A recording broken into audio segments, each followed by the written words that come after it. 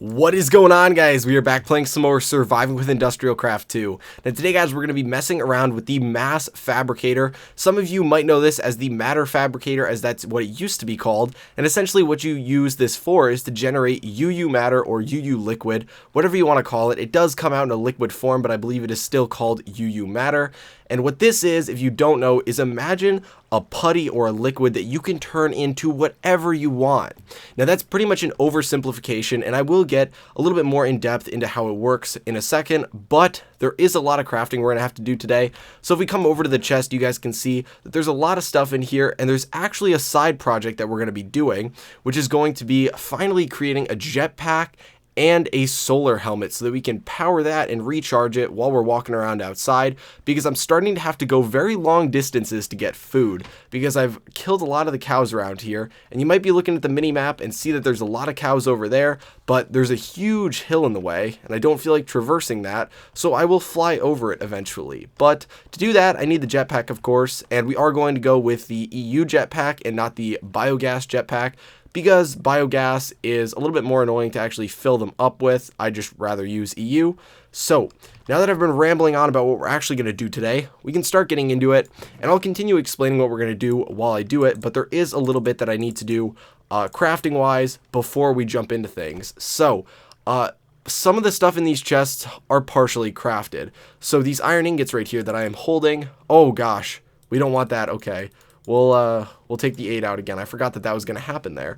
But these need to be turned into refined iron plates. So we're going to throw them in the blast furnace setup, and it should be able to get going in here. It's going to take a little bit to charge up, but I thought I'd throw them in here so we could showcase this whole thing and actually use it. So it will take a little bit to process those, but we can do a lot of the other crafting before that happens, and hopefully this will happen a little bit faster than... Yeah, hopefully it'll happen fast enough that we'll have 8 of them done and we can start processing those through the, oh gosh, what's it called? The metal former before we're done with all of this.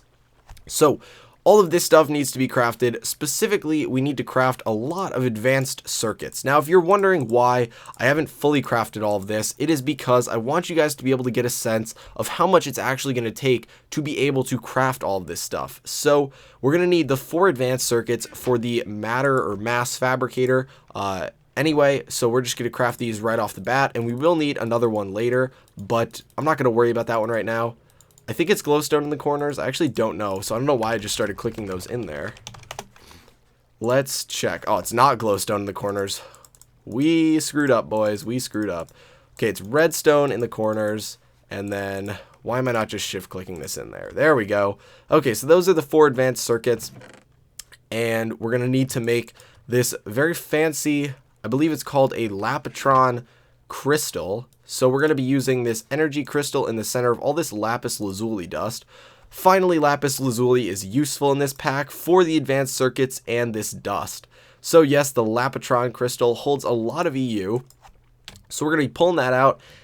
And the next thing that we need to craft is going to involve the advanced alloys, the carbon plates, and the iron plate. So now we have to craft, this is essentially just going to be the advanced machine casing. So we got to make the basic ones out of this. So we got the 2 basic ones. And now we actually do need that refined iron plating, which is a little bit unfortunate. So let's see if there's anything else we can craft, or if I'm going to have to jump off camera already.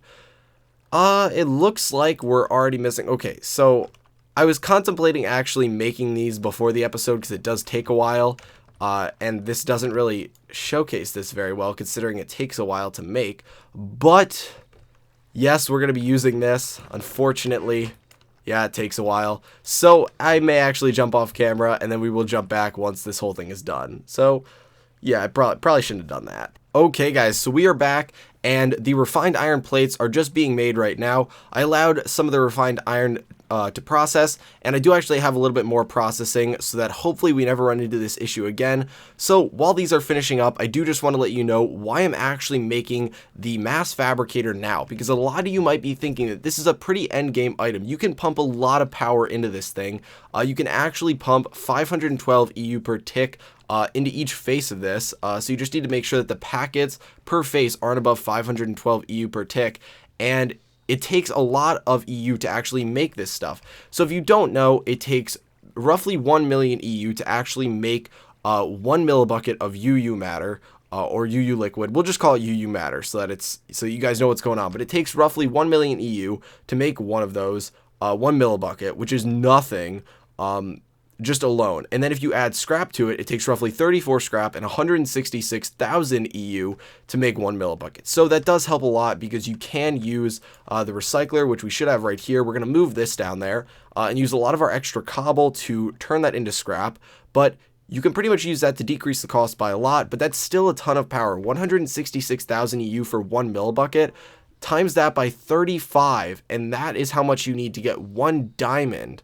So that's a ton right there just to get a single diamond. And then if you start talking about wanting iridium, that's going to be 120 times. So you require a lot of stuff to do that. And along with that, what we're doing today isn't actually going to even get us all the stuff we need to make that. That'll be in a later episode. I am making this today just because I want to have it so that we can use the nuclear reactor power that we just got to passively generate a lot of energy and just allow the UU matter to continue generating. We'll flip the switch down there. We will leave that thing on.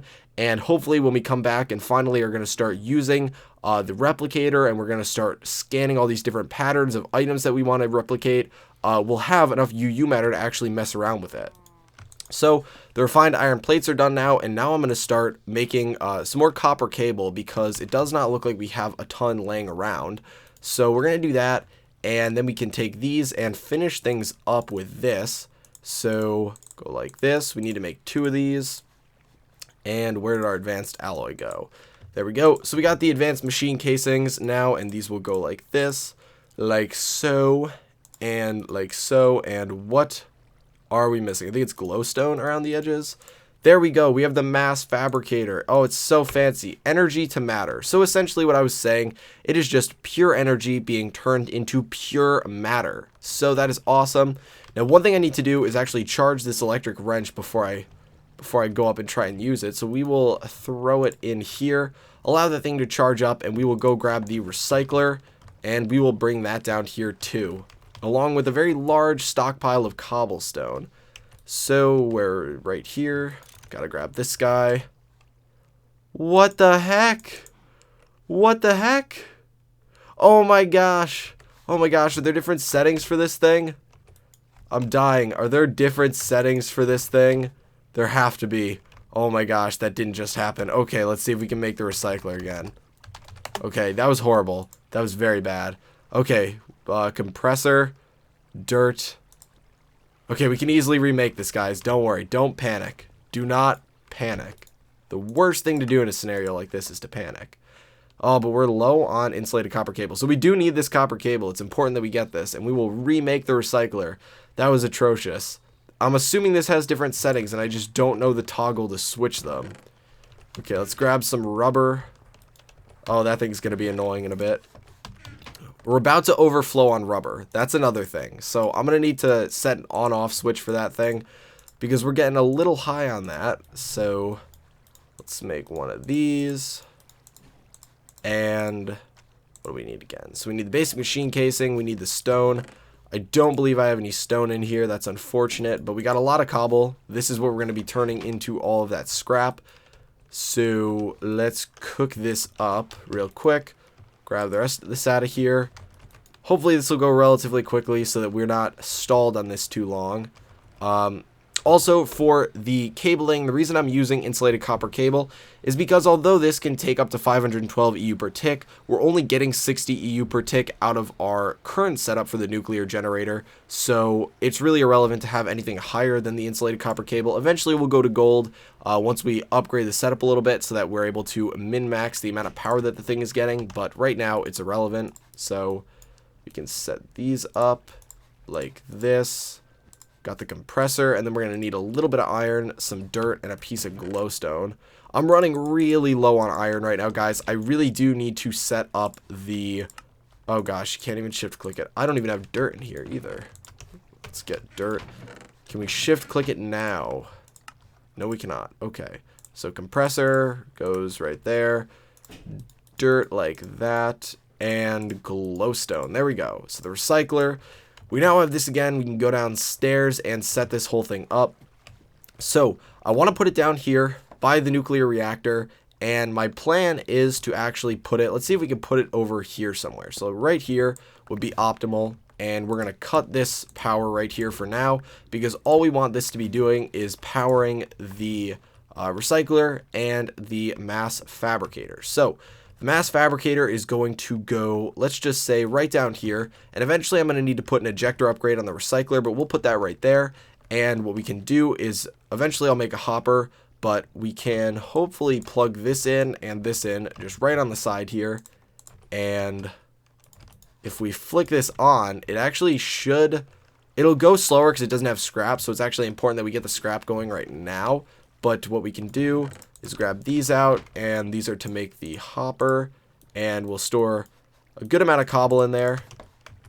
So let's grab a little bit of cobble out of here, store that in there, because each cobble does not actually equate to one scrap. It's random. I don't know the exact percentage, but if we were to throw these in there, it should start making scrap.